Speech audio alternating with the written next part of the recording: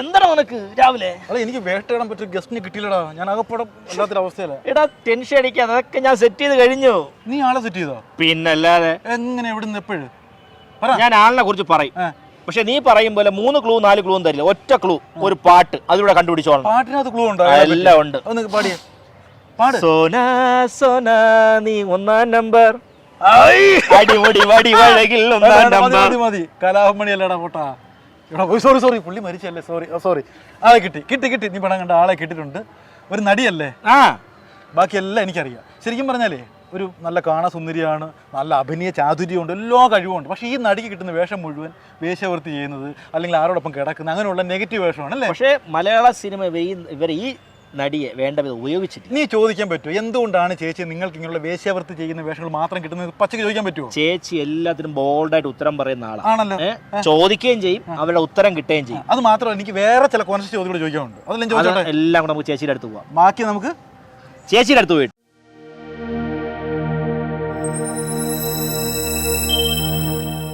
നമുക്ക് ഓരോ നടിമാരെ പറ്റി ഓർക്കുമ്പോൾ ഓരോ സങ്കല്പമായിരിക്കും മനസ്സിലല്ലേ?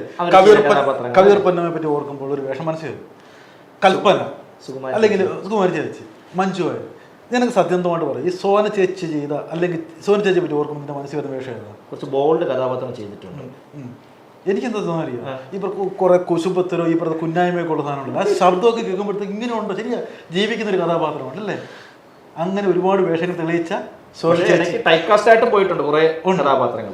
പക്ഷെ ഞാൻ ആദ്യം ചോദിക്കാൻ പോകുന്ന ചോദ്യം, നമസ്കാരം കാര്യം ഞങ്ങളുടെ കുടുംബത്തിലെ സ്ഥിരം അംഗമാണ് അല്ലേ, പറയേണ്ട കാര്യം. ആ ചിരിയിൽ നിന്ന് തുടങ്ങാം അല്ലേ? ഈ ശരിക്കും പറഞ്ഞാൽ ഈ ചിരിയിലൂടെ നമ്മുടെ മോഹൻലാലിനെ മയക്കിയ കഥാപാത്രമാണ് അല്ലേ? അങ്ങനെയുള്ള മോഹൻലാലിനല്ല മയക്കിയത്, എന്താണ് മുള്ളംകുലി വേലായുധനായിരിക്കും. മോഹൻലാലിനെ മയക്കെന്ന് പറയല്ലേ? നരനിലെ മോഹൻലാലിനെ അല്ലേ എപ്പോഴും നമ്മൾ മനസ്സിൽ നിൽക്കുന്ന വേഷമാണ്. ഞാൻ ചോദിച്ചു വരുന്നത്, ഇങ്ങനെയുള്ള കൽപ്പനയായാലും അങ്ങനെയുള്ള കുറെ ആൾക്കാർക്ക് ടൈപ്പ് വേഷങ്ങൾ ചെയ്യപ്പെടുന്നു. ചേച്ചിക്കും അങ്ങനെ കുറെ ടൈപ്പ് വേഷങ്ങൾ വരുന്നില്ലേ? കുന്നുമ്മൽ ശാന്ത ഹിറ്റായതിനു ശേഷം അതുമായിട്ട് ചോദിച്ചത് എന്തായാലും നന്നായി. ശരിക്കും അത്തരം കഥാപാത്രങ്ങൾ കുന്നുമേൽ ശാന്ത ശരിക്കും പറഞ്ഞാൽ നടൻ കണ്ടിട്ടുള്ളവർക്കൊക്കെ മനസ്സിലാവും. ആ കുന്നുമേൽ ശാന്തയുടെ ആ ഒരു ക്യാരക്ടറിന്റെ പവർ, ആ ഒരു സ്ട്രെങ്ത്, ആ ഒരു ഉടനീളം ആ സിനിമയ്ക്ക് ഉണ്ടായിരുന്നതും എന്നോട് സംസാരിക്കുമ്പോഴും ഞാൻ അഭിനയിക്കുമ്പോഴും ഒക്കെ ഉണ്ടായിരുന്നു. ബട്ട് സിനിമ വന്നപ്പം അത് അത്രത്തോളം ഉണ്ടായിരുന്നു. ആൾക്കാർ ഇപ്പോഴും എന്നെ കാണുമ്പോഴും ഈ കുന്നുമേൽ ശാന്ത, നരനിലെ കുന്നുമേൽ ശാന്ത എന്നുള്ളൊരു നിലയിൽ എല്ലാവരും അപ്ലോസ് ചെയ്യുന്ന ഒരു കഥാപാത്രമായിരുന്നു. പക്ഷെ അത് ഞാൻ അഭിനയിച്ചപ്പോൾ അത് അധികം മേലെ ഉണ്ടായിരുന്നു ശരിക്കും പറഞ്ഞാൽ. പക്ഷെ അത് തിയേറ്ററിൽ വന്നപ്പോൾ അത്രയ്ക്ക് ഉണ്ടായിരുന്നില്ല. അത് അതിൻ്റെ അകത്തുള്ള കുറച്ച് പൊളിറ്റിക്സ് സാധനങ്ങളായിരുന്നു. അത് പോട്ടെ. അപ്പം പക്ഷെ ഇപ്പോഴും ജനങ്ങളെല്ലാവരും ഈ കഥാപാത്രത്തിനെ ഇഷ്ടപ്പെടുകയും എന്നെ എവിടെ വെച്ച് കണ്ടാലും എന്നെ അത്തരം ആ ഒരു കഥാപാത്രത്തിൽ ചെയ്തതിൽ ഒരുപാട് എന്താ പറയുക അനുമോദിക്കുകയും ചെയ്യുന്നതിന് ഇപ്പോഴും ഞാൻ നന്ദി പറയാണ്. ഞാൻ ഒരുപാട് പേരെടുത്ത്, കാരണം ആ ഒരു കുന്നുമേൽ ശാന്ത കയറി ഹിറ്റായപ്പോഴേക്കും അമ്മാതിരി കഥാപാത്രങ്ങൾ കുറേ വന്നു. അപ്പം ആൾക്കാരുടെ വിചാരം കുന്നുമേൽ ശാന്ത പറഞ്ഞാൽ ഒരു പെർഫെക്റ്റ് ആയിട്ടുള്ള ഒരു പ്രോസ്റ്റിറ്റ്യൂട്ട് ക്യാരക്ടറാണ്. ഒരു തരത്തിലുള്ള ഒരു എക്സ്പോസിങ്ങും ഇല്ലാത്ത ഒരു നമ്മൾ സോ കോൾഡ് കാണുന്ന ഒരു സിനിമയിൽ കാണുന്ന ഒരു പ്രോസ്റ്റിറ്റ്യൂട്ട് എന്നതിനൊക്കെ അപ്പുറമായിട്ട് ഈ ഒരു കഥാപാത്രം ശക്തമേറിയ ഒരു കഥാപാത്രമായിരുന്നു. വളരെ സഭ്യമായിട്ടുള്ള ഒരു ഇതും. അപ്പം അത്തരം ഒരു രീതിയിൽ നിന്നും അത് ഹിറ്റായപ്പോൾ അതിനോട് കിടപിടിക്കുന്ന രീതിയിൽ എന്നാൽ പ്രോസ്റ്റിറ്റ്യൂട്ടാണ് അങ്ങനെയുള്ള ഒരു നിലയിൽ. കാരണം അതിനകത്ത് ഞാൻ അതിനകത്ത് കുറ്റം പറയുന്നില്ല, കാരണം വേറൊന്നുമല്ല, ഈ പ്രോസ്റ്റിറ്റ്യൂട്ട് കഥാപാത്രങ്ങൾ നമ്മൾ ചെയ്യുമ്പോൾ ഒരുപാട് ബോൾഡ്നെസ് ഉണ്ടാകും. അപ്പം അത്തരം ബോൾഡ്നെസ് ആയിട്ടുള്ള ഒരു കഥാപാത്രം ശരീര പ്രദർശനം ഇല്ലാത്തൊരു പ്രോസ്റ്റിറ്റ്യൂട്ട് ആണെന്നുണ്ടെങ്കിൽ ഓക്കെ അല്ലേ? അത് അങ്ങനത്തെ ഇല്ല. ഞാനൊരു കുശുമ്പ് ചോദിച്ചോട്ടെ, മനസ്സിൽ കുശുമ്പ് തോന്നുന്നു, ചോദിച്ചോട്ടെ? ചേച്ചി ഇങ്ങനെ പ്രതികരിക്കും അറിയത്തില്ല. നമ്മുടെ മോഹൻലാൽ അല്ലായിരുന്നെങ്കിൽ ഒരു സെക്കൻഡറി നടന്മാരാന്നിരിക്കട്ടെ, ചേച്ചി ആ വേഷം ചെയ്യാൻ തയ്യാറാവുമോ? ഞാൻ തീർച്ചയായിട്ടും, കാരണം അത് ജോഷി സാറിന്റെ പടമായിരുന്നു. അതുകൊണ്ട് അതിന് ഓപ്പോസിറ്റ് മോഹൻലാൽ എന്നതിനേക്കാൾ ഉപരി എനിക്ക് ജോഷി സാർ എന്ന് പറയുന്ന ഒരു മഹാനായ സംവിധായകൻ, നമ്മുടെ ഏറ്റവും കൂടുതൽ ഒരു സ്ക്രീൻ സ്പേസ് ഇല്ലെങ്കിൽ ആ സ്ക്രീനിൽ വരാൻ ആഗ്രഹിക്കുന്ന ഒരു കൈപ്പിടി ഒതുങ്ങുന്ന സംവിധായകരിൽ ഒരാളാണ് അദ്ദേഹം. ആദ്യം ചെയ്യാൻ സമ്മതിച്ചില്ലായിരുന്നല്ലോ. ആദ്യം പ്രോസ്റ്റിറ്റ്യൂട്ട് ആണ് എന്ന് പറയുമ്പോൾ നമുക്ക് ഇതുവരെയും ചെയ്യാത്ത ഒരു കഥാപാത്രം വന്നപ്പോൾ സ്ക്രിപ്റ്റ് പുള്ളി വിളിച്ചപ്പോഴേക്കും എനിക്ക് ആദ്യം കുറച്ചൊരു സങ്കോചമായിരുന്നു. കാരണം ഞാൻ ഇന്ന് വരെ ചെയ്യാത്തൊരു കഥ. അപ്പം അപ്പോഴൊക്കെ നമ്മുടെ കണ്ണുകളിലും മനസ്സിലൊക്കെ നമ്മൾ നിറയുന്നത് അത്തരം വേഷവിധാനം ചെയ്യുന്ന അല്ലെങ്കിൽ അത്തരം എക്സ്പോസ് ചെയ്യുന്ന ആ ഒരു കഥാപാത്രമാണോ, എന്നെ എന്തിനാ ഇവരെ വിളിക്കുന്നത്? ഞാൻ പറഞ്ഞു അങ്ങനെ ഓക്വേർഡ് ആയിട്ടുള്ള എന്തെങ്കിലും സീക്വൻസുകൾ ഉണ്ടോ എന്ന് ചോദിച്ചു. ഡെഫിനറ്റ്ലി ഞാൻ ചോദിക്കുള്ളൂ. അപ്പൊ പറഞ്ഞു അങ്ങനെയാണെങ്കിൽ സോണിയ എന്തായാലും വിളിക്കേണ്ട കാര്യമില്ലല്ലോ എന്ന് പറഞ്ഞതിലാണ് ഞാൻ ആ കഥാപാത്രം. അത് വേറെ ഏതോ സിനിമ ചെയ്തപ്പോൾ ഡയറക്ടർ ചോദിച്ചു എന്ന് പറഞ്ഞു, സാർ എന്നെ എന്തിനാ സാർ ഇങ്ങനെ വിളിക്കുന്നത് ചോദിച്ചു. ഞാൻ ചോദിച്ചു, ഞാൻ അതിന് അടൂർ സാറിന്റെ അടുത്ത് അങ്ങനെ അടൂർ സാറിന്റെ അടുത്തൊന്നും അടൂർ സാറിന്റെ അടുത്തൊക്കെ അത് ശരിക്കും അത് അടൂർ സാറിന്റെ 4 പെണ്ണുങ്ങളില് ഒരു എപ്പിസോഡ് 4 എപ്പിസോഡാണ് 4 പെണ്ണുങ്ങളില്. അപ്പൊ അതില് പത്മപ്രിയ ആയിട്ടുള്ള എപ്പിസോഡ് ഞാനും പത്മപ്രിയയും ഇതേപോലെ സ്ട്രീറ്റ് വർക്കേഴ്സ് ആണ്. സ്ട്രീറ്റ് വർക്കേഴ്സ് എന്ന് പറഞ്ഞാൽ സോ കോൾഡ് അങ്ങനെ വർക്ക്. അപ്പോൾ എനിക്ക് തോന്നുന്നു നടൻ കഴിഞ്ഞതിന് ശേഷമാണ് അതും. അപ്പം എനിക്കതൊരു എന്താണ്, പക്ഷെ അടൂർ സാറിന്റെ പടമാണ്, അതിനകത്ത് ഒരിക്കലും ഇത്തരം നമുക്കന്ന് ചിന്തിക്കാൻ പോലും വയ്യ. ആ ഒരു പ്രത്യേകതര എന്താ പറയണ്ട അത്തരം സീക്വൻസുകളൊക്കെ ഉണ്ടാകുമെന്ന് നമ്മൾ ചിന്തിക്കേണ്ട ആവശ്യമേ ഇല്ല. അപ്പം അത് മാത്രമല്ല, അടൂർ സാറിനെ പോലുള്ള ഒരു സംവിധായകൻ്റെ ഒരു സിനിമയിൽ വരാൻ ഏതൊരു ആക്ട്രസ്സാണ് അല്ലെങ്കിൽ ആക്ടറാണ് കൊതിക്കാത്തത്. അപ്പം അങ്ങനെ ഒരു രീതിയിൽ സാറ് വിളിച്ചപ്പോൾ ഞാൻ സാറിനോട് ചോദിച്ചു, സാർ എന്താ അങ്ങനെ എന്ന് ചോദിച്ചപ്പോൾ സാറ് പറഞ്ഞു, അല്ല അങ്ങനെ പ്രത്യേകിച്ച് അങ്ങനെ ഒരു കാര്യം ഉണ്ടായിട്ടല്ല, ആള് നന്നായിട്ട് ബോൾഡായിട്ട് ചെയ്യുമെന്ന് എനിക്ക് തോന്നി, അങ്ങനെ വിളിച്ചതാണ്. ഇദ്ദേഹത്തിൻ്റെ കുറച്ച് മറ്റ് കഥാപാത്രങ്ങളൊക്കെ ഞാൻ കണ്ടിട്ടുണ്ട്, അപ്പം അങ്ങനെയാണ് എന്ന് പറഞ്ഞു. അപ്പോൾ എനിക്ക് കുറച്ച് വണ്ണവും കുറച്ച് ഇച്ചിരി കളറൊക്കെ ഉള്ള ഒരു ഇതായിരുന്നു. അപ്പം നോർമലി സ്ട്രീറ്റ് വർക്കേഴ്സ് എന്നൊക്കെ പറയുമ്പോൾ കുറച്ച് ആ ഒരു ടോണും നമ്മുടെ സ്കിന്നിൻ്റെ ടോണും ശരീരത്തിൻ്റെ ഒരു ടോണും ഒക്കെ കുറച്ച് ഡിഫറെൻ്റ് ആയിരിക്കുമല്ലോ. അപ്പം ഞാൻ ഈ അന്ന് നല്ല വണ്ണമായിട്ടൊക്കെ ഇരിക്കുന്ന സമയത്തായിരുന്നു വർക്ക് ചെയ്ത് വന്നത്. അപ്പം ഞാൻ സാറിൻ്റെ അടുത്ത് ചോദിച്ചു, സാറെങ്ങനെ, സാറ് ആദ്യം പറഞ്ഞതെന്ന് വെച്ചാൽ ഇതൊന്ന് കുറയ്ക്കണം നന്നായിട്ടൊന്ന്, ഇത് എത്രയാണോ അതിൻ്റെയൊക്കെ ഇങ്ങനെ പാതിയാക്കണം, കുറച്ച് നന്നായിട്ട് വെയിലും കൊണ്ട് നല്ലതായിട്ട് കറക്കും, മാക്സിമം ഇനിയിപ്പോൾ സൂര്യൻ്റെ കാര്യം അതൊന്നും നിങ്ങൾ ശ്രദ്ധിക്കുകയൊന്നും വേണ്ട, ഒന്നിക്ക് നടന്ന് വെയിലത്ത് നടക്കാൻ ശ്രമിക്കൂ എന്നൊക്കെ പറഞ്ഞു. അങ്ങനെ ഞാൻ കുറേ എന്തായാലും ക്യാരക്ടർ അല്ലേ എന്ന് വിചാരിച്ചിട്ട് അങ്ങനെ കുറേയൊക്കെ ചെയ്തു. മേക്കപ്പിൽ എന്ന് പറഞ്ഞാൽ നമുക്കിങ്ങനെ കുറേയൊക്കെ അഡ്ജസ്റ്റ് ചെയ്യാൻ പറ്റും. ഇതെല്ലാം പിന്നെ ഈ പറഞ്ഞ മാതിരി ഒരു ഫാൻസി ഡ്രസ്സിന്റെ ഫീല് വരും. നമ്മളിപ്പോൾ എന്തൊരു സാധനം മേക്കപ്പിൽ കാര്യങ്ങൾ ചെയ്താലും അതിനകത്ത് ആ ഒരു ഒറിജിനാലിറ്റി കിട്ടിയില്ല എന്ന് വെച്ചാൽ, കാരണം ഇപ്പോഴത്തെ ക്യാമറ ക്യാപ്ചർ ചെയ്യുന്ന ആ ഒരു ലെൻസ് ആവട്ടെ എന്താവട്ടെ, നമ്മൾ ഈവൻ മേക്കപ്പ് പോലും ചില കഥാപാത്രങ്ങൾ നമ്മൾ ചെയ്യാറില്ല. പൊതുവെ വീട്ടിൽ നിൽക്കുന്ന ഒരു സ്ത്രീ കഥാപാത്രം, വീട്ടമ്മ, മേക്കപ്പും ലിപ്സ്റ്റിക്കൊന്നും ഇട്ടല്ലല്ലോ നമ്മൾ നിൽക്കുന്നത്. ഇപ്പോൾ ഒരു ക്യാമറാമാന്മാരും അത് അനുവദിക്കുന്നുമില്ല. വൺസ് മേക്കപ്പ് ഇട്ട് കഴിഞ്ഞാൽ നേരെ ചെന്ന് പോയി തുടച്ച് വന്ന് നിന്നോളൂ എന്ന് പറയും. അപ്പം അത് നമുക്കറിയാം, കാരണം പണ്ടുള്ള സംവിധായകനും ഇപ്പോഴും ഉള്ളവർക്കൊക്കെ ഇത് പറയുന്നവർ തന്നെയാണ് കേട്ടോ. അത് ഇപ്പോഴത്തെ ന്യൂജൻ ക്യാമറമാൻ മാത്രമല്ല, അന്ന് ഈ പറഞ്ഞ മാതിരി എന്താ പറയുക, നമ്മുടെ ഫിലിം ഇതിൽ ഷൂട്ട് ചെയ്യുന്ന ക്യാമറയിലാണെന്നുണ്ടെങ്കിലും ക്യാമറാമാൻമാർ പറയാറുണ്ട് പൊതുവെ ലിപ്സ്റ്റിക്ക് കുറയ്ക്ക്, അത് കുറയ്ക്ക്. അത് എന്നോടൊന്ന് മാത്രമല്ല, കൂടെ നിൽക്കുന്ന ആർട്ടിസ്റ്റുകളോടൊക്കെ പറയുന്നത് ഇപ്പോഴും ഈ പറഞ്ഞ മാതിരിയുള്ള എല്ലാവരും. അപ്പം അതുകൊണ്ട് അങ്ങനെയൊക്കെ അന്ന് ആ ഒരു വർക്കിൽ സാറ് മേക്കപ്പ് മാനെ പോലും എൻ്റെ അടുത്ത് ആ ഒരു പരിസരങ്ങളിൽ പോലും സാറ് നിർത്തിയിട്ട് ഇല്ല. അങ്ങനെ അത് അന്നത്തെ ഉള്ള അത്രയും പ്രായമായിട്ടുള്ള ആ സംവിധായകനും അതിന് ഒരു പർട്ടിക്കുലാരിറ്റി ഉണ്ട് എന്നുള്ളതാണ് ഒരു കഥാപാത്രം. ചേച്ചിയുടെ പ്രത്യേകത ഞാൻ ശ്രദ്ധിച്ചിട്ടുണ്ട്, അറിയാമോ? ചേച്ചി ഒരു ചെറിയ സീനേ ചെയ്തിട്ടുള്ളൂ. ഏതോ ഒരു കഥാനായകനാണ് എന്റെ കൊച്ച് അല്ലേ, ഏതൊരു സിനിമയിൽ ഒറ്റ ഡയലോഗേ ഉള്ളൂ. അതിൽ പോലും ചേച്ചിയോടുള്ള സംഭവം കഴിഞ്ഞ് പോകും. ശ്രദ്ധിക്കപ്പെടും. അങ്ങനെ വിഷമം തോന്നുന്നുണ്ടോ ചേച്ചി? ഞാൻ ചോദിക്കുന്നത് കഥാനായകൻ എല്ലാ സീനിലും ഉണ്ട്, ഡയലോഗൊക്കെ പറയുന്നുണ്ട്. ആ ഒരു കൂട്ടത്തില് ഒരു പർട്ടിക്കുലർ സീനില് എനിക്ക് ആ ഒരു ഇതില് എനിക്ക് മാത്രം ഒരു ഡയലോഗ് എന്നുള്ളൂ, അല്ലാണ്ട് ആ സിനിമയിൽ ഡയലോഗ്. ചേച്ചി ഇപ്പൊ ഇത്രയും സിനിമകളിൽ അഭിനയിക്കും, സീരിയലിലൊക്കെ അഭിനയിച്ചു, കഴിവ് കൊണ്ടും ഇതിന്റെ പിന്നിലോട്ടല്ലാതെ ചേച്ചിയുടെ കഴിവിനനുസരിച്ചിട്ടുള്ള വേഷങ്ങൾ മലയാള സിനിമയിൽ കിട്ടിയിട്ടുണ്ടോ? അതെനിക്ക് വരാനിരിക്കുന്നു എന്നുള്ള കാര്യം ക്വസ്റ്റ്യനബിൾ ആണ്. പക്ഷെ എനിക്ക് കിട്ടിയിട്ടില്ല. എന്നെ എന്നെ സിനിമയുടെ ആൾക്കാർ മലയാള സിനിമ വേണ്ട വിധത്തിൽ ഉപയോഗിച്ചിട്ടില്ല. ഞാനൊരു അണ്ടർ റേറ്റഡ് ആർട്ടിസ്റ്റ് ആണെന്ന് ഞാൻ എപ്പോഴും തുറന്നു. എന്തുകൊണ്ടാണ് ഉണ്ടാവാൻ കാരണം? No idea. മാത്രമല്ല പ്രേമ, ചേച്ചി മമ്മൂട്ടിക്ക, മോഹൻലാൽ എല്ലാ സൂപ്പർ സ്റ്റാർ പടങ്ങളിലും ഉണ്ട്. എന്നിട്ട് എന്തുകൊണ്ട് ചേച്ചി ഉപയോഗിക്കുന്നില്ല മലയാള സിനിമ? അത് അവരോട് തന്നെ ചോദിക്കേണ്ട കാര്യമാണ്. അത് എനിക്കറിയത്തില്ല. കാരണം എനിക്ക് വിളിക്കുന്ന കഥാപാത്രങ്ങൾ ഒരുപാട് പേര് വർക്കിന് വിളിക്കുന്നുണ്ട്. പക്ഷെ എനിക്ക് ചെയ്ത കഥാപാത്രങ്ങളല്ല, അത് ഞാൻ ഭയങ്കര ചൂസി ആയതുകൊണ്ടായിരിക്കാം. കാരണം എല്ലാ പിന്നെയെന്ന് പറഞ്ഞാൽ ചൂസി ആവാത്തൊരിടമുണ്ട് നമ്മുടെ സൗഹൃദങ്ങളുടെ പേരിൽ വർക്ക് ചെയ്യുന്ന ഒരു രീതി. അവിടെ നമുക്ക് അങ്ങനെ ഒരു ചൂസി ആകാനായിട്ട് പറ്റില്ല. അപ്പം നമ്മളൊരു മച്ചാ ടേമിലുള്ള നമ്മുടെ ഫ്രണ്ട്സുകൾ വിളിക്കുകയാണ്, സോന ഈ ഒരു ക്യാരക്ടർ ഉണ്ട്, അന്ന് ചെയ്യണം, അത് ചെയ്യണം. അപ്പം ഞാൻ അങ്ങനെ കയറി പോകത്തില്ല. എന്നാലും ഓക്കെ ആണ്, കുഴപ്പമില്ല.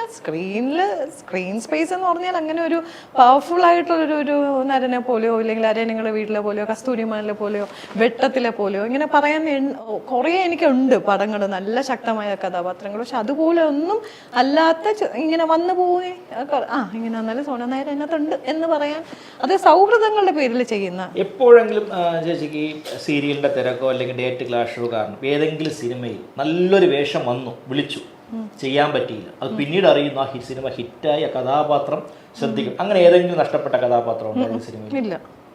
വിളിച്ചിട്ടുള്ള എല്ലാത്തിനും പോയിട്ടുണ്ട്. വിളിച്ചിട്ടുള്ള എല്ലാത്തിനെയും പോയിട്ടില്ല. ഞാൻ ചൂസ് ചെയ്യാവുന്നതിനൊക്കെ ഞാൻ പോയിട്ടുണ്ട്. അതിനായിട്ടുള്ള ടൈമും കണ്ടെത്താറുണ്ട്. കാരണം ഞാൻ ഏതൊരു പടം കമ്മിറ്റ് ചെയ്താലും ഞാൻ വേറൊരു സാധനം മറ്റേ സെയിം ടൈം ഞാൻ വേറെ ചെയ്യില്ല. ഇത്രയും നാൾ ചെയ്തെങ്കിലും മനസ്സിന് ഇഷ്ടപ്പെട്ട വേഷം കിട്ടിയില്ലെന്ന് പറയുന്നു. ഇപ്പൊ ഉള്ളതിൽ സംതൃപ്തിയായ വേഷം ഏതായിരിക്കും ചെയ്തതില്?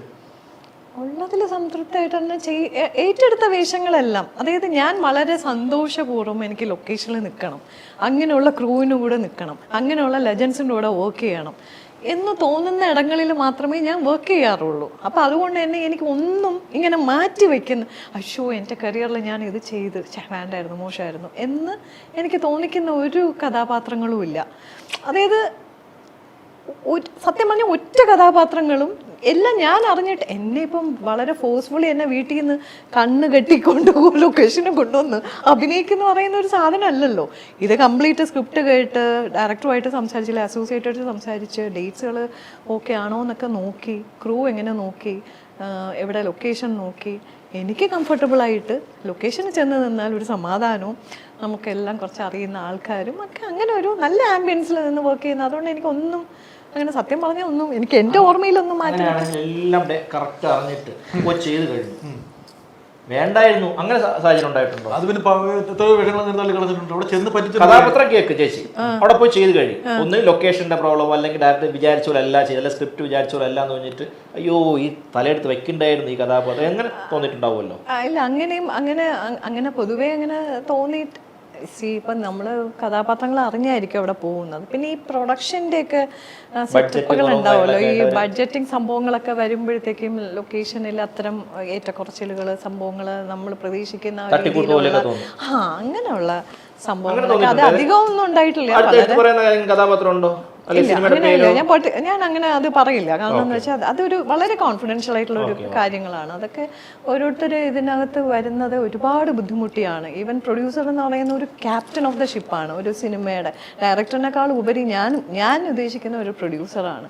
കാരണം അദ്ദേഹത്തിൻ്റെ പൈസ എന്ന ഒരു സാധനം ഇല്ലാണ്ട് ഒരു ഡയറക്ടറിനൂടെ ഡയറക്ടർ ആവാനും പറ്റത്തില്ല.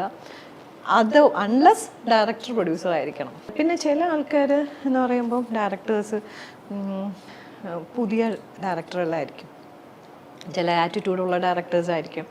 അപ്പം നമ്മളെപ്പോലെ കുറച്ച് എക്സ്പീരിയൻസ് ഉള്ള ആർട്ടിസ്റ്റുകൾ വരുമ്പോൾ നമുക്ക് തോന്നും ഭയങ്കര പൊട്ടത്തരമാണ്, ഒരു ലോജിക്കില്ലാത്ത ഒരു ഡയറക്ഷനാണ് എന്ന് നമുക്ക് മനസ്സിലായി കഴിഞ്ഞു കഴിഞ്ഞാൽ, എന്നെ സംബന്ധിച്ച് ഞാൻ പൊതുവേ അങ്ങനെയല്ലേ, ഇങ്ങനെ ആണോ, അങ്ങനെ ചെയ്താലോ, അങ്ങനെ ആയാലോ എന്നൊക്കെ പറയുന്ന ഒരു ഇതാണ്. കാരണം ഞാൻ കൂടുതലും അത്തരം ഒരു ലോജിക്കലി പോകുന്ന ഒരു ആളായതുകൊണ്ട്. സിനിമ എപ്പോഴും ലോജിക്കല്ല, ശരിക്കും ഫാൻറ്റസിയാണ് ചിലതൊക്കെ അപ്പം അതുകൊണ്ട് ആൾക്കാരുടെ എഴുത്തുകാരുടെ ഒരു മനോധർമ്മം അനുസരിച്ച് പോകുന്ന ഒരു സാധനമാണ്. പക്ഷെ അവിടെ ലോജിക്ക് ഉണ്ടാവണോ എന്ന് ചോദിച്ചു കഴിഞ്ഞാൽ ചില അവസ്ഥകളിലൊക്കെ നമുക്കിങ്ങനെ ലോജിക്ക് വിട്ട് നമ്മൾ ചെയ്യുമ്പോൾ ഭയങ്കര അയ്യോ ഇതെന്താ ഇങ്ങനെ ആക്സെപ്റ്റ് ചെയ്യാത്ത നമ്മൾ പറഞ്ഞിട്ട് പോലും. പക്ഷേ മൊത്തത്തിലല്ലായിരിക്കും, എല്ലാവരുടെ മുന്നിൽ വെച്ചല്ലായിരിക്കും, നമ്മൾ അങ്ങനെ മാറിയിരിക്കുന്ന ഇങ്ങനെ സൗഹൃദ സംഭാഷണത്തിൽ അങ്ങനെ ആയാൽ നന്നായിരിക്കില്ലേ, അങ്ങനെ അതായത് നമ്മൾ തേർഡ് പേഴ്സണിൻ്റെ അടുത്ത് കേൾക്കവേ നമ്മൾ ഒരാളെ മീൻസ് ഇങ്ങനെ ഇൻസൾട്ട് ചെയ്യാൻ പാടില്ല ഒരിക്കലും. അപ്പം അങ്ങനെയൊക്കെ ചെയ്യുമ്പോൾ ചില ഡയറക്ടേഴ്സ് പിന്നെന്താ സൂപ്പർ ചേച്ചി, ഇല്ലെങ്കിൽ അത് ചില പുതിയ കുട്ടികൾ അടിപൊളി ചേച്ചി ചെയ്തോ അങ്ങനെ. കാരണം ഇപ്പോഴത്തെ കുട്ടികൾ എന്നൊക്കെ പറഞ്ഞാൽ ഇപ്പോഴത്തെ ന്യൂജൻ നമ്മൾ ഈ 2 അവസ്ഥകളിലും ചെയ്തിട്ടുണ്ട്. ഞാൻ ഈ പറയുന്ന പോലെ 91 വന്നതാണ്, ഇപ്പം അറൗണ്ട് 2024 35 ഇയേഴ്സോളം ആയി. അപ്പം ഈ 2 ഘട്ടത്തിലെ ആൾക്കാരെ നമ്മൾ ഒരേപോലെയാണ് നമ്മൾ അനുഭവിച്ചുകൊണ്ടിരിക്കുന്നത്, ഇൻ ദ സെൻസ് അവരുടെ ആ വർക്കിലൊക്കെ. പക്ഷെ ഒരുപാട് ഡിഫറൻസും ഉണ്ട് വന്ന കാലം വെച്ച് നോക്കുകയാണെങ്കിൽ. ഇപ്പം ഒരു സിനിമ റൺ ചെയ്യുന്ന അല്ലെ സക്സസ് ആകുന്നത് സൂപ്പർ താരത്തിന്റെ ഇതിലാണോ കണ്ടന്റ് ഇതിലാണോ? ഇപ്പോഴത്തെ കാലം കണ്ടന്റ്, ഓഫ് കോഴ്സ് കണ്ടന്റ് ആണ്. സൂപ്പർ താരം എന്നിട്ട് കാര്യം വേറെ സംഭവിച്ച ചേച്ചി, ഒരു സോന നായർ, ഒരു ഉർവശി, ഒരു മഞ്ജു വാര്യർ ഒക്കെ ഉള്ളൊരു സമയത്ത് ഇപ്പം ഇറങ്ങുന്ന നടിമാരെ ഒരു ആക്ക് പോലും തിരിച്ചറിയത്തിൽ ഒറ്റപ്പാടത്തോടെ രംഗം വിട്ടുപോവുകയാണ്. ഇപ്പുറം നടിമാർക്ക് എന്താണ് പറ്റുന്നത്? അതാണ് അത്രയും സ്ട്രോങ് ആയിട്ടുള്ള കഥാപാത്രങ്ങൾ കിട്ടാത്തതുകൊണ്ടാണ്. അതാണ് ഏറ്റവും വലിയൊരു ഡെഡിക്കേഷൻ ഇല്ലെന്ന് പറയാൻ പറ്റും. കല്യാണം കഴിക്കാൻ വേണ്ടി അല്ലെങ്കിൽ ഇൻഡസ്ട്രി നിൽക്കാൻ വേണ്ടി ഒരു ഇപ്പം പണ്ടൊക്കെ ഉള്ള ഒരുപാട് കലാകാരെ ഈ ഫീൽഡിൽ വന്നിട്ടുള്ളത് ഒത്തിരി ഡെഡിക്കേറ്റഡ് ആയിട്ടും അവരുടെ ഈ ഫീൽഡ് ഒരു എന്താ പറയുക ഒരു അവരുടെ ഒരു അന്നമാണെന്ന് തോന്നുന്ന അവസ്ഥയിൽ നിൽക്കുന്നത് അന്നൊക്കെ അവരുടെ ആ ഒരു കഷ്ടപ്പാടിൻ്റെയും വീട് പുലർത്താനും അങ്ങനെയൊക്കെ ഉള്ളതാണ്. കാരണം വൺസ് ഒന്ന് ചാൻസ് പോയി കഴിഞ്ഞാൽ വേറൊരാൾ. ഇന്നങ്ങനെ അല്ല, ഇന്നെല്ലാം വെൽ ഓഫ് ഫാമിലിയിൽ നിന്നാണ് കുട്ടികളൊക്കെ വരുന്നത്. അവർക്ക് പൈസയുടെ നീഡില്ല, റെമ്യൂണറേഷൻ കുറഞ്ഞ് തന്നെയാണ് വർക്കിന് വരുന്നത്. അതിൻ്റെ ഒന്നും ആവശ്യമില്ല. അവർക്ക് ഇൻഡസ്ട്രിക്കകത്തോട്ട് കയറുക, ഒരു സിനിമ വരുമ്പോഴത്തേക്ക് നോർമലി ഇപ്പം ഒരു പടത്തിലേക്ക് ഒരു കുട്ടികൾ ഇപ്പം നമ്മൾ യൂട്യൂബിലൊക്കെ കാണുന്നുണ്ട്, തിയേറ്ററിലൊക്കെ വരുമ്പോഴത്തേക്ക് ഈ യൂട്യൂബേഴ്സൊക്കെ ഇങ്ങനെ പോയിട്ട് ആ ഒരു പടത്തിലേ അവർ കാണുന്നുള്ളൂ. ആ പടം നമ്മൾ കയറി കാണുമ്പം ഇത്രമാത്രം ഹൈപ്പ് കൊടുക്കുന്ന ഒരു സംഭവമായിരിക്കില്ല ആ കുട്ടി അത് ചെയ്യുന്നത്. അതേസമയം അതിനകത്ത് ഉപകഥാപാത്രങ്ങൾ സബ് ക്യാരക്ടേഴ്സ് ചെയ്യുന്ന എത്ര വർഷങ്ങളായിട്ട് നിൽക്കുന്ന നടിമാരുടെ പിന്നിൽ ആൾക്കാരില്ല. ഈ ഹൈപ്പ് സെക്കൻഡ് പടങ്ങളിൽ ഇങ്ങനത്തെ എല്ലാം വാനിഷായി പോവുകയാണ്. രണ്ടാമത് ആ കുട്ടി ഇല്ല, അല്ലെങ്കിൽ അത് എന്താണെന്ന് പറയാൻ എനിക്കിപ്പോഴും അറിയില്ല. വളരെ വീട്ടിൽ പോകുന്നു. ചേച്ചി എത്ര വർഷമായി ഇൻഡസ്ട്രിയിൽ? 35. ഈ 35 ഇയേഴ്സ് ആയിട്ട് ചേച്ചിക്ക് എപ്പോഴെങ്കിലും ഒരു നിമിഷം തോന്നിയിട്ടുണ്ടോ എന്തുകൊണ്ട് നമുക്കൊരു ഹീറോയിനായിട്ട് ഒരു എൻട്രി കിട്ടുന്നില്ല, അങ്ങനെ ഒരു സംഭവം? ഇല്ല, ഞാൻ ഹീറോയിനായിട്ട് മൂവീസ് എന്ന് പറയുമ്പോൾ നോർമലി കമേഴ്ഷ്യൽ മൂവീസിനൊന്നും ഞാൻ ഹീറോയിനായിട്ട് ചെയ്തിട്ടില്ല. ഓഫ് ബീറ്റിലാണ് ഞാൻ ഒരുപാട് സിനിമകൾ. കാരണം നിങ്ങൾക്കറിയാം മുരളി സാറുമായിട്ടുള്ളത് പ്രവാസം, നെടുമുടി വേണുങ്കളായിട്ട് അരിമ്പാറ, പിന്നെ ഡോക്ടർ ഇന്നസെൻ്റ് ആണ് എന്ന് പറയുന്ന സിനിമ ഇന്നസെൻ്റുമായിട്ടുള്ളത്. അപ്പോൾ ഇമാതിരി കുറച്ച് പ്രായം നമ്മുടെ നിന്നൊക്കെ പ്രായമേറിയ അല്ലെങ്കിൽ അമ്മാവനായിട്ടോ അച്ഛനായിട്ടൊക്കെ മറ്റ് സിനിമകളിൽ അഭിനയിച്ചിട്ടുള്ളവരുടെ കൂടെയൊക്കെ ഞാൻ വൈഫായിട്ട് ചെയ്തിട്ടുണ്ട്. അപ്പം അന്ന് എന്ന് പറയുമ്പോൾ അന്ന് ഒരുപാട് ഇത്തരം അക്കാഡമിക് മൂവിയിൽ ഞാൻ ഹീറോയിനായിട്ട് ചെയ്തിട്ടുണ്ട്. അതെല്ലാം ഈ ഫിലിം ഫെസ്റ്റിവൽ ഭാഗമായിട്ട് എടുക്കുകയും ഒരുപാട് ഫെസ്റ്റിവൽസിൻ്റെ ഭാഗമാവുകയും അത്തരം ഫെസ്റ്റിവൽസിൽ ഒരുപാട് ഇതിനൊക്കെ റെക്കഗ്നിഷൻ കിട്ടുന്ന പടങ്ങളിലാണ് ഞാൻ ചെയ്തിട്ടുള്ളത്. അപ്പോൾ അതുകൊണ്ടാണ് പണ്ടും സോന നായർ എന്ന് പറയുമ്പോൾ അത്തരം അക്കാഡമിക് മൂവീസിലെ ഒരു ഹീറോയിനാണ്. എനിക്കത് മതി. കാരണം കമേഴ്ഷ്യൽ മൂവി എന്ന് പറയുമ്പോൾ നമുക്കറിയാം, സോ കോൾ കമേഴ്ഷ്യൽ മൂവിയിൽ എപ്പോഴും ഒരു ഹീറോ ഡോമിനൻ്റ് ആയിട്ട് നിൽക്കുന്ന ഇതിൽ ഒരു പടങ്ങളാണ് എന്ന് എഴുതി എല്ലാ സിനിമകളും ഞാൻ പറയുന്നില്ല കേട്ടോ. ഒരുപാട് ഹീറോയിൻസിന് വാല്യൂ ഉള്ള അല്ലെങ്കിൽ സ്ക്രീൻ സ്പേസ് ഉള്ള ഒരുപാട് നല്ല ക്യാരക്ടറുള്ള ഒരുപാട് പടങ്ങൾ നമ്മുടെ മുന്നിലുണ്ട്.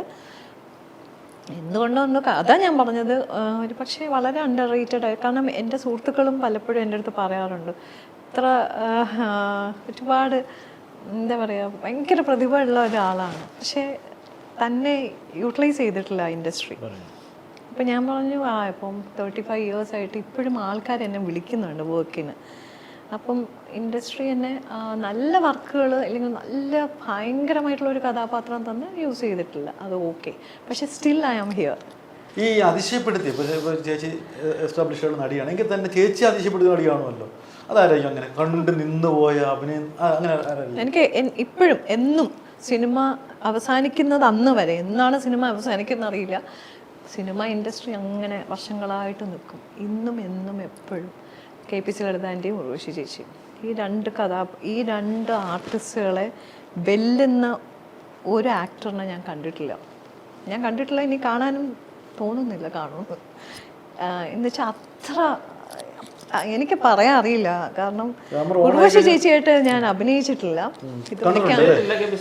ഇതുവരെയ്ക്കും അഭിനയിച്ചിട്ടില്ല.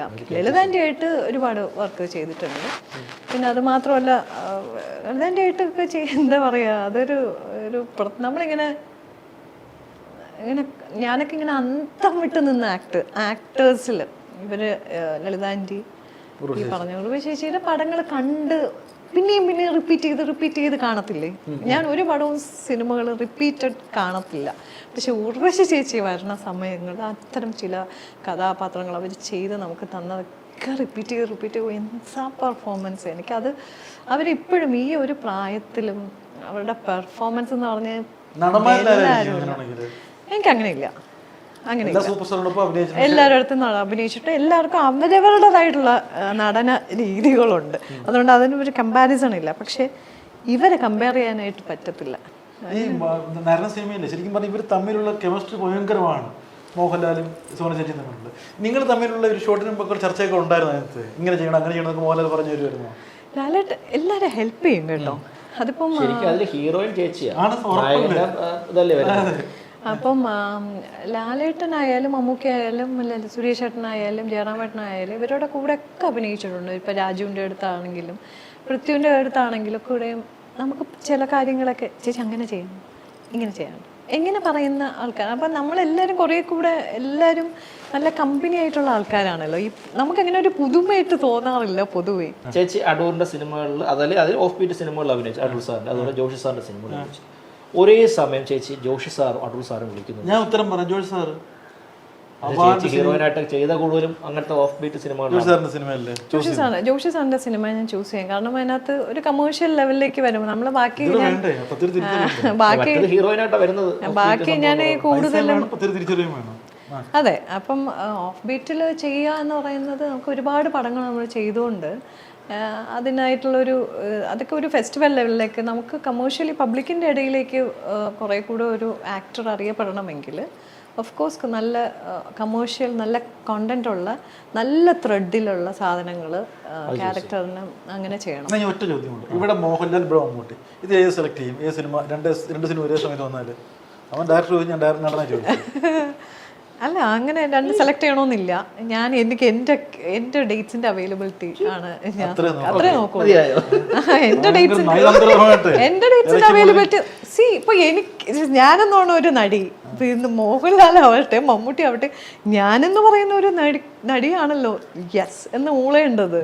എൻ്റെ അവൈലബിലിറ്റി നോക്കണം, എൻ്റെ ഫാമിലിയുടെ ഒരു അപ്പോഴത്തെ ഒരു സിറ്റുവേഷനിൽ എന്തൊക്കെയാണെന്ന് നോക്കണം, നമുക്ക് വേറെ കമ്മിറ്റ്മെന്റ് ഉണ്ടോ എന്ന് നോക്കണം, ഒക്കെ ഒരുപാട് കാര്യങ്ങളുണ്ട്. സോന ചേച്ചി ഗംഭീര നടിയാണ്, അത് പറയുന്ന കാര്യം. പിന്നെ 35 വർഷം നിൽക്കും. അതല്ല, പിന്നെ ഓരോ ചോദ്യവും നയതന്ത്രപരമായിട്ട് സ്കിപ്പ് ചെയ്ത് പോകാനുള്ള ഏറ്റവും വലിയൊരു അഭിനയം ഉണ്ടല്ലോ, അതാണ് നടിയുടെ ഏറ്റവും വലിയ കഴിവ്. ചേച്ചി നല്ല നടിയാ. ഞാൻ നടി എന്നുള്ള രീതിയിൽ ഞാൻ എന്നെ സമ്മതിക്കുന്നുണ്ട്. നിങ്ങൾ ആര് പിന്നെ വളരെ ഫിഷി ആയിട്ടുള്ള ഒരു നേച്ചർ എന്ന് അങ്ങനെ വിചാരിക്കേണ്ട. ഞാൻ ഭയങ്കര ഡിപ്ലോമാറ്റിക് ആയിട്ട് ചില കാര്യങ്ങൾ ആവശ്യമുള്ള കാര്യങ്ങൾ വളരെ ഡിപ്ലോമസി കീപ്പ് ചെയ്താൽ മതി. ചിലത് നമ്മൾ സത്യമായിട്ടുള്ള കാര്യങ്ങൾ സത്യമായിട്ട് തന്നെ തുറന്ന് പറയുന്നതിൽ എന്താ കുഴപ്പം? അപ്പൊ എന്തായാലും ചേച്ചി നമുക്ക് വൈൻഡപ്പ് ചെയ്യാം. ഒരുപാട് കാര്യങ്ങൾ ചുരുങ്ങിയ സമയം കൊണ്ട് പറഞ്ഞു. ചേച്ചിയുടെ സ്വപ്നങ്ങൾ, നമുക്ക് മനസ്സിനിണങ്ങാത്ത വേഷങ്ങൾ വന്നു, മനസ്സിനിണങ്ങിയ വേഷങ്ങൾ വരട്ടെ എന്ന് നമ്മൾ ഹൃദയം തുറന്ന് ആശംസിക്കുകയാണ് അല്ലേ. പുതിയ വരാനിരിക്കുന്ന എല്ലാ സിനിമകളും സീരിയലും പുതിയ സീരിയലും ഹൃദയം തുറന്നൊന്നും ആശംസിക്കണ്ട, ഹൃദയം ഓക്കെ അല്ലേ. അപ്പൊ നമുക്ക് ആവശ്യമുള്ള സാധനം കിട്ടി വിടുന്നു. കൊനസ്റ്റുണ്ടാക്കി നോക്കി ചേച്ചി അവിടെ നിന്ന് വിദഗ്ധമായിട്ട് ചാടി അപ്പുറം കിടന്നു. അപ്പൊ എനിക്ക് പറയാനുള്ളത്, സോന ചേച്ചി ഇപ്പോഴും ഇവിടെ ഉണ്ട്. ആവശ്യമുള്ള ഡയറക്ടർമാർ വന്നു കഴിഞ്ഞാൽ ആവശ്യമുള്ള വേഷങ്ങൾ കഥാപാത്രം കിട്ടിയിട്ടില്ല എന്നാണ് പറയുന്നത്. അതിനുവേണ്ടി പ്രതീക്ഷിക്കുകയാണ് ചേച്ചി. അപ്പൊ നല്ല അവസരങ്ങൾ കിട്ടട്ടെ എന്ന് മനസ്സ് തുറന്ന് ആവശ്യപ്പെട്ടുകൊണ്ടും പ്രാർത്ഥിച്ചുകൊണ്ടും നമ്മൾ ഇന്നത്തെ എപ്പിസോഡ് നിർത്താൻ പോവുകയാണ്. വീണ്ടും അടുത്ത ആഴ്ച മറ്റൊരു സൂപ്പർ ഗസ്റ്റിനെ വേട്ടയാടിക്കൊണ്ട് വീണ്ടും ഞങ്ങൾ എത്തും. അതുവരെ എല്ലാ പ്രേക്ഷകർക്കും ബൈ.